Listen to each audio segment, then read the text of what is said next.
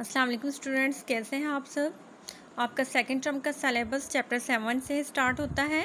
तो चैप्टर 7 के first 3 articles आप पढ़ चुके हैं। आज आपने 7.4 आर्टिकल पढ़ना है, डैट इज़ एटमॉस्फेरिक प्रेशर। ठीक है।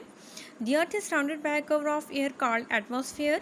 हमारी अर्थ एयर से कवर है। अब उस एयर को क्या कहते हैं? एटमॉस्फेयर कहते हैं। ठीक है। It extends to a few hundred kilometers above sea level. जो एटमॉस्फेयर है ये few hundred kilometer sea level यानी सी सरफेस से ऊपर फ्यू हंड्रेड किलोमीटर तक फैली हुई है। Just as certain sea creatures live at the bottom of ocean, we live at the bottom of a huge ocean of air. जैसे sea creature सी के bottom में रहती है, इसी तरह हम एटमॉस्फेयर के बॉटम में रहते हैं। ठीक है। Air as a mixture of gases, the density of air in the atmosphere is not uniform, it decreases continuously as we go up. क्या कह रहे हैं कि एयर के अंदर बहुत सी गैसेज होती हैं। अब इसकी डेंसिटी जो होती है एटमॉस्फेयर में ये यूनिफॉर्म नहीं होती, ये कम होती जाती है जैसे जैसे हम ऊपर जाते जाएं। तो डेंसिटी क्या होती जाती है? डिक्रीज होती जाती है। Atmospheric pressure acts in all directions. अब आपको पता होना चाहिए कि जो एटमॉस्फेरिक प्रेशर है वो हर डायरेक्शन पर एक्ट करता है। अब इस लाइन को आप 2 एग्जांपल्स के ज़रिए एक्सप्लेन करेंगे। ठीक है। तो फर्स्ट एग्जांपल फर्स्ट ही इसी पैराग्राफ में है। इसमें देखें यहाँ क्वेश्चन बनता है, why the so bubbles so formed have spherical shape. अब आप फिगर 7.9 में देखें, एक गर्ल ये बबल बना रही है, तो ये बबल्स की शेप जो स्फेरिकल क्यों होती है? ये क्वेश्चन आप यहाँ से यहाँ तक अंडरलाइन करें। इसका आंसर यहाँ से स्टार्ट होता है, आप देख सकते हैं। The atmospheric pressure acts on a bubble equally in all directions. फिर इसके बाद जब ये आंसर कंप्लीट नहीं हुआ, इसके बाद देखें ये फिगर में जो 3 लाइन्स है ये भी आंसर में शामिल हैं। ठीक है। तो आंसर देखें क्या है कि the atmospheric pressure acts on a bubble equally in all direction. Bubble की शेप स्फेरिकल क्यों होती है? क्योंकि बबल के बाहर जो एटमॉस्फेरिक प्रेशर होता है वो हर डायरेक्शन में बबल के ऊपर लग रहा होता है। ठीक है। इसके बाद देखें the air pressure inside the bubble is equal to the atmospheric pressure. अब बबल की स्फेरिकल फॉर्म क्यों होती है? क्योंकि जो बाहर एटमॉस्फेरिक प्रेशर होता है वो अंदर वाले एयर प्रेशर के इक्वल होता है। ठीक है। तो तब बबल की फॉर्म कैसी होती है? स्फेरिकल होती है। ठीक है। ये फर्स्ट एग्जाम्पल है। ठीक है। अब सेकंड एग्जाम्पल देखिए, a balloon expands as we fill air into it. In what direction does the balloon expand. अब दूसरे एग्जाम्पल में दूसरा क्वेश्चन बनता है जो मैंने हाईलाइट किया हुआ, आपने भी यहाँ बुक्स पर हाईलाइट कर लेना है। ये दोनों क्वेश्चन शॉर्ट क्वेश्चन में आ सकते हैं। ठीक है। इसका आंसर यहाँ से पहले लिखें, a balloon expand in all direction because. फिर आगे इसका आंसर में भी ये 3 लाइन्स इंक्लूड होंगी। Because air pressure inside the balloon is equal to the atmospheric pressure. ठीक है। अब बैलून की भी आप देखें कि अगर आप बैलून के अंदर एयर फिल करें तो एयर किस डायरेक्शन में जाएगी? बैलून के अंदर तो हर डायरेक्शन में जाएगी। ठीक है। यानी बैलून जो है हर डायरेक्शन में एक्सपेंड करेगा। क्यों? क्योंकि जो बैलून के बाहर जो एटमॉस्फेरिक प्रेशर एक्सर्ट हो रहा है वो हर डायरेक्शन में एक्सर्ट हो रहा है। इसी वजह से जो अंदर एयर प्रेशर होगा वो भी बाहर की तरफ हर डायरेक्शन में एक्सर्ट हो रहा होगा। ठीक है। इस वजह से बैलून की शेप स्फेरिकल होती है। ठीक है, इस तरह।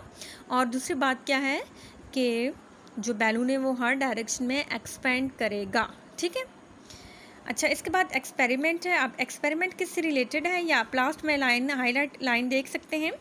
This experiment shows atmosphere exert pressure in all direction. यानी आपने शो करना है कि जो एटमॉस्फेयर है वो हर डायरेक्शन एटमॉस्फेयर जो है वो हर डायरेक्शन में अपना प्रेशर एक्सर्ट करती है। ठीक है। ये एक्सपेरिमेंट अब आप देखें। Take an empty tin can with a lid. Figure में आप साथ देखते हैं, आपने एम्प्टी टिन कैन लेना है। ठीक है। लिड के साथ, इसकी कैप के साथ आपने लेना है। Open its cap and put some water in it, place it over flame, wait till water begins to boil and the steam expels the air out of the can. क्या कह रहे हैं कि इसका ढक्कन खोलें, इसकी कैप हटाएं, इसमें वाटर फिल करें, इसको फ्लेम के ऊपर रख लें। ठीक है। और वेट करते रहें जब तक क्या हो कि वाटर बॉयल ना हो। और जैसे वाटर बॉयल होगा आपको पता है कि स्टीम बनना शुरू हो जाएगी। और जो स्टीम है वो क्या करेगी? Expels the air out of can. इसके अंदर जो एयर होगी उसको एक्सपेल करना शुरू करेगी, बाहर निकालना शुरू कर देगी एयर को, स्टीम। ठीक है। स्टीम एयर को बाहर निकालना शुरू कर देगी। Remove it from the flame. अब आपने टिन कैन को फ्लेम से हटा लेना है। Close the can firmly by its cap. अपनी कैप जो हटाई थी अब कैप दोबारा आप इसके ऊपर दे देंगे। ठीक है। Now place the can under tap water, the can will squeeze due to atmospheric pressure. ठीक है। तो आप देखें कि कैन को जब आप वाटर के नीचे ले जाएंगे तो कैन ये स्क्वीज हो गया, ये क्या हो गया? प्रेस हो गया। तो ये क्यों प्रेस हो गया? ठीक है। एटमॉस्फेरिक प्रेशर की वजह से प्रेस हो गया, बाहर से इसको एटमॉस्फेरिक प्रेशर लग रहा है, लेकिन ये स्क्यूज क्यों होगा, तो इसकी रीज़न आप अगले पैराग्राफ में देखें। When the can is cooled by टे water the steam in it condenses, जैसे ही कैन टे वाटर से क्या हुआ, कूल हुआ, ठंडा हुआ, तो वहाँ पे स्टीम भी, इसके अंदर जो स्टीम थी वो कंडेंस होना शुरू हो गई, तो स्टीम क्या होगी, वाटर में चेंज होगी। स्टीम क्या है, कंडेंस होगी, तो आपको पता है स्टीम वाटर में कन्वर्ट हो जाती है।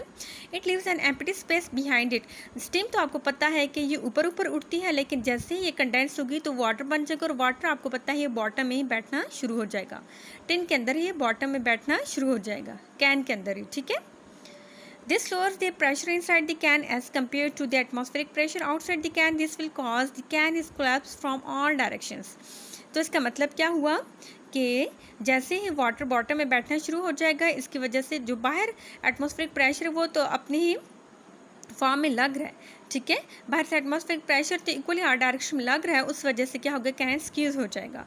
This experiment shows the atmosphere exert pressure in all direction. तो इसका मतलब क्या हुआ, जो एटमॉस्फेरिक प्रेशर है वो कैन पर हर डायरेक्शन में एक्सर्ट कर रहा है, जिसकी वजह से अंदर वाला प्रेशर कम हुआ है, ठीक है, क्योंकि वाटर कंडेंस हो गया, उसकी वजह से अंदर वाला प्रेशर कम हो गया, और बाहर से तो इक्वली आर डायरेक्शन में एटमॉस्फेरिक प्रेशर लग रहा था, इस वजह से क्या हुआ, कैन स्क्यूज हो गया।